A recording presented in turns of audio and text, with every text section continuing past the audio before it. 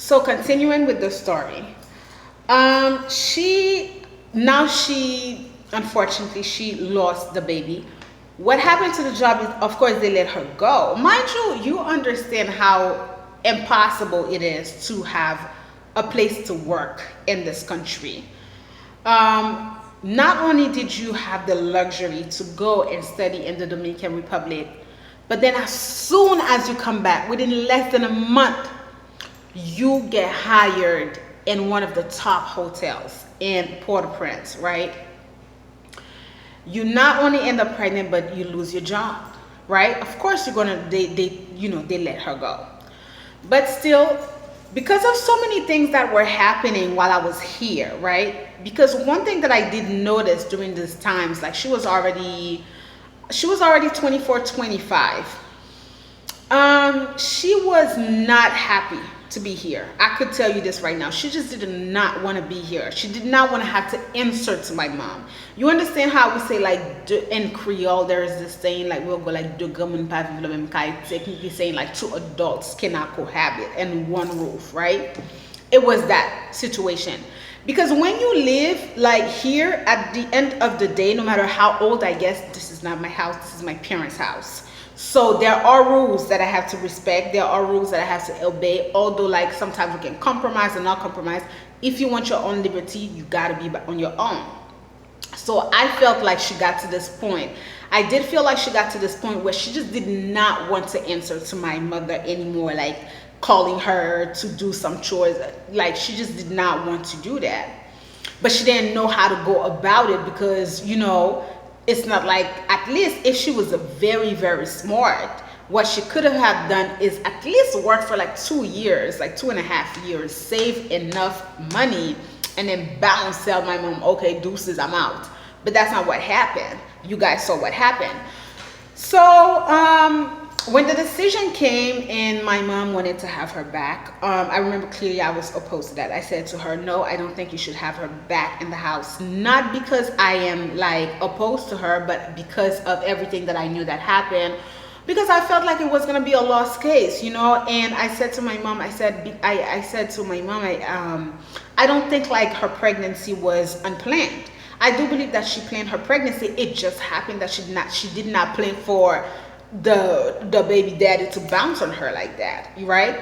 So now she didn't have any choice but to resume. But she did not. The way she planned it, she probably thought that the guy was going to stay with her and that they were going to cohabit, love, la la land. But he didn't turn it like that. So then I said to my mom, like, why would you invite her back in to the house? Like, I said to my mom, if you want to continue to support her, then you can send money to her. We will send money off to her. She can come back to Port-au-Prince if she wants. Whatever it is she wants to do, you can continue. But I really don't feel and I don't believe that it's a good idea for you to have her back. You could not tell my mom anything. I remember my father's sister she is one of the women who also sponsored that girl to study in the Dominican Republic. She too was against it because what happened is that the girl was even trying to stay in the Dominican Republic, like, without ever coming back to Port-au-Prince. And it just couldn't work for her. My aunt had got wind of that, right? So this is just to tell you how the person is trying to escape a situation that she feels is no good for her. She does not want to be here. But it got to the point where I believe her father called my mom, and my mom has, no matter how much she portrays herself as being a strong woman, she has a terrible heart because she has one of the softest. And I feel like people manipulate her heart a lot, right? So she came back to us. When she came back to us, that was probably like after a couple of months because she gave birth. So she probably stayed like within 3 to 4 months and then she came back. Guys, I'm not so sure how old you are, but I don't know if you ever watched this HBO show which is called Tales from the Crypts. Tales from the Crypts is an HBO show with a skeleton. That's how she came back to us, as a skeleton. So skinny. Her teeth was coming out of her mouth. I was so shocked. I was afraid to hug her and I started to cry, right? So, okay, she's back in. We're happy because remember I told you that one thing about her was that she was extremely quiet. Like you could never. I think in the last few years I learned to pay attention to her, but where it comes for her to speak out, never. You would have never heard anything from her. So after she came back, and I remember after just a couple of weeks, maybe a week or two, she started. I was here because you guys know I was in the house. I had not started to work at the last school that I worked. She started to show her true colors, right? She started to show her true colors. Like a lot of times, if I'm home, I'm upstairs, right? Or I may be somewhere. And maybe they're thinking that I'm sleeping. Maybe they're thinking that I don't know what they're thinking that I'm doing, but I'm paying attention to what is being said in the house. So I could hear her conversation. I could hear the tone. Most importantly, I could hear the tone. Because one thing that you always need to pay attention when you're dealing with people is the tone of voice that they use when they speak to you. Is their body language and their tone of voice. Body language and tone of voice do not give you away with what you're saying. If someone is saying, yeah, I love you, yeah, I love you, come on, you understand that tone is like, yeah, okay, yeah, I love you, right? It's the tone of voice. Is although some people can master these things, but if you're very, very kind of like you're paying attention, then you're going to learn to decipher. So I realized that one time we were downstairs, and I remember the lady who was cleaning said to her, your aunt, because they have to call my mom auntie. They said, she said, so your aunt is thinking about not taking anyone anymore for the house chores. She feels like she'll just take someone to come like twice a week. And I remember her comment and reply. She was like, oh really? Or she's not gonna take anyone to like do the house chore. Well, she think like I'm gonna come here and she thinks like I'm gonna start sweeping and mopping and doing anything. And I was sitting on the table because the three of us were talking. I was baffled, not at what she said, but at the tone. So that's when I was like, oh my God, I need to pay a lot more attention to what's going on. And I started to work. And the thing with it is like my father had refused to give a good word for her anymore, because he was like, no, I'm not going to do that. This is also tarnishing my own reputation. So it's this time around, it was taking my mom a lot longer to look for a place of employment for her. But she was still here, occasionally she would kind of like, in the afternoon, just do things. In the morning, she would watch TV and everything. But one thing that I really felt is like, she felt like her only way out was a man. That's what she felt. She felt like her only way out in this house was going to be a man. And what happened is true and behold, she became pregnant. This time around, she got pregnant for, I don't want to say like a low life, but she got pregnant for someone who, she got pregnant, okay? And we knew it. It was me and the lady who used to, not this woman, there was another woman we felt it. We knew it because she could not eat. You know how the pregnancy hit you, she could not eat and everything. And this time around, the guy that she got pregnant with did stick for her in the matter of like, he knew her situation, he knew that. So it was just, I remembered it was a Mother's Day. Now, if you don't know, my mom's birthday is at the end of the month of May. So a lot of time her birthday and the Mother's Day in Haiti coincide. So she'll have like a birthday as she's celebrating, Mother's Day. I remember clearly it was a Sunday. I went to get a haircut. Back then I was rocking my short haircut. It was the end of 2015. And I was coming home. But then as I was coming home, I kind of like stood at the corner and I was calling someone. And I couldn't see the numbers, so I was making sure I was calling. And I realized like there was someone who was like across the street. So the person was looking at me, and when I paid attention, I paid, and I was like, it was her. She was like down the street, and down the street too. So I was like, so and so, what you doing? I was like, come here. She came, and I was like, so and so, what you doing like in the corner like that? She said to me, she started to cry. I was like, so and so, what's going on? Like, did you have a problem here? Like, did you have an altercation with mom? I was like, she was like, no, I'm leaving. And then she started to cry. I was like, you leaving to go where? I was like, I really thought like she just had like an altercation with mom, and she just left. And I was like, come on, let's go, let's go. It's late, I'm hungry, I have to go back inside. So I said, let's go, let's go, let's go. Like, we'll talk about it when we're in the house, but you can't stay in the street like that. Then she started to wail cry. The next thing I know, one of my cousins was coming here. She used to live here. So one of my cousins comes here and sees us. So my cousin parks, and then my cousin was like, what are you girls doing here? So my cousin sees that she's crying. I'm like, I don't know what's going on with her. I just saw her and she's crying. She tells me that she's leaving. And then so I say to her, is it because you're not working? Is it because, like you feel uncomfortable in the house? I was like, it's going to take a little time, but you got to be patient. We're going to look for work for you. Yo, she was bawling. Mind you, at the time we didn't even know she was pregnant, right? She was bawling, crying. And then next thing I know, there was a man who came, and the man said to her, I can't stay and wait for you. I have to go. When I turned around, the guy had a pickup, like what you call a camionette, a tap. And in the back of the tap, I saw all her belongings. And I was like, what? I was like, did you tell mom? She was like, yeah. So when I came back the next day, that woman was here already. The woman who cares for this house, she was already there. And we used to give her like 2 days off. So when she came back on a Monday afternoon. And I remembered, like, I was sitting in the back and I was talking to her, and I was like, I can't believe so and so left like that. And then the woman was like, didn't say much. And I said to the woman, you know what, I wonder if so and so is pregnant, that's why she left. And the woman looked at me and I was like, no. So why am I sharing all this story? That's one person. Like, I could sit there and give you so many stories. And why am I saying to you that a lot of times this situation can turn around and they can be dangerous? Well, from that day that she left the house, we never heard from her. We never saw her.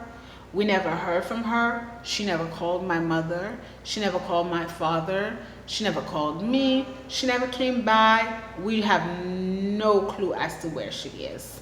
Her brother, who used to come visit her, came, and here and there, like in the past, I believe that he had, come to say, to speak to my mom. Her father passed away.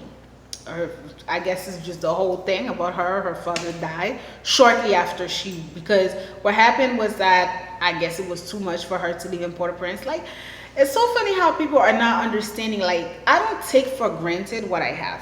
And this is why I do this work. And this is why I feel like I too am blessed. Because Haiti is a poor country. Haiti is a country where people live under the harshness of situation.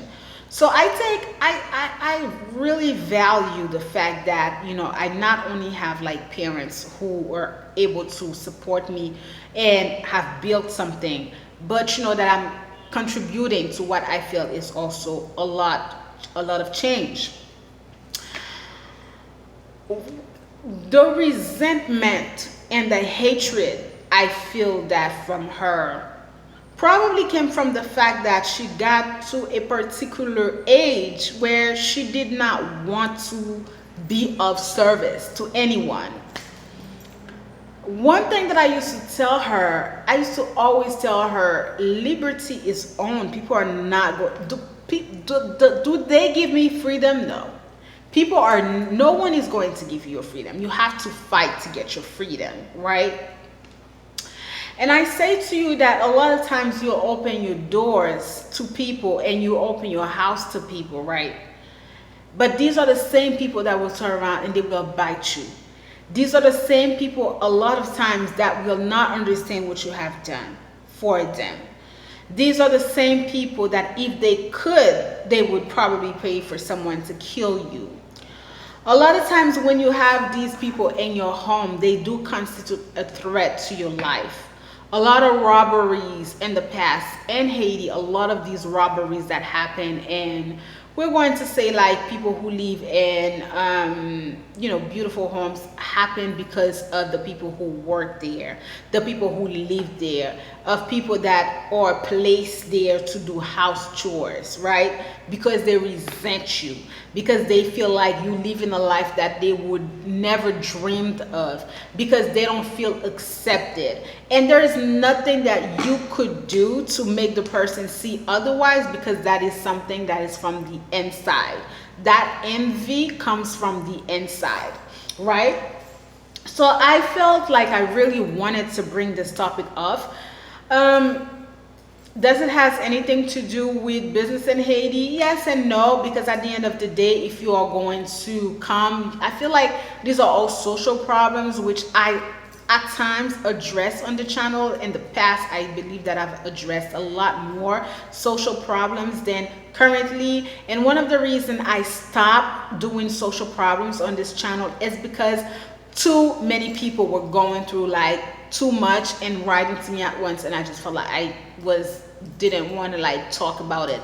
But for today, not only it is because it hit close to home, because as I mentioned to you, we still have 2 people who live here, and it bothers me.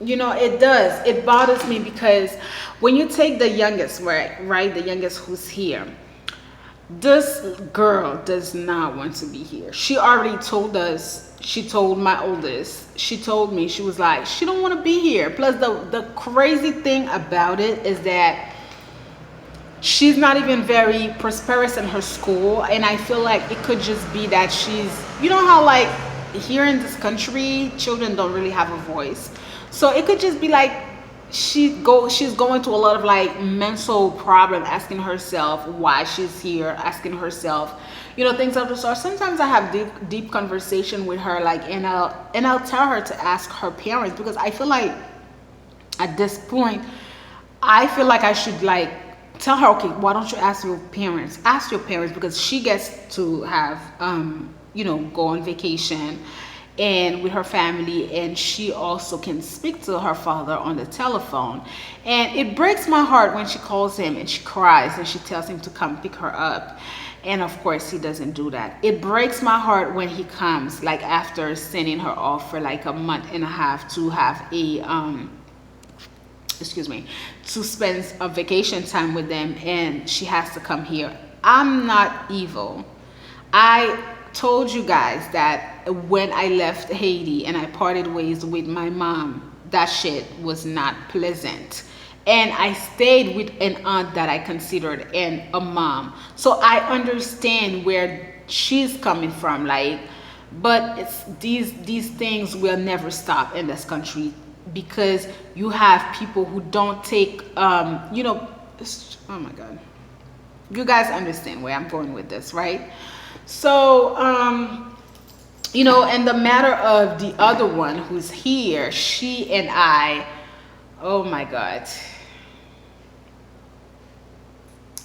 it is already 18 minutes into this video, so I feel like I don't really want to bring it, like with her situation it's even more drastic, because both her parents are deceased. Her mother is deceased, her father is deceased. She had a younger brother who was placed into an orphanage, but since the earthquake happened, that orphanage crumbled, so we have no clue if the brother is alive, if the brother is not alive.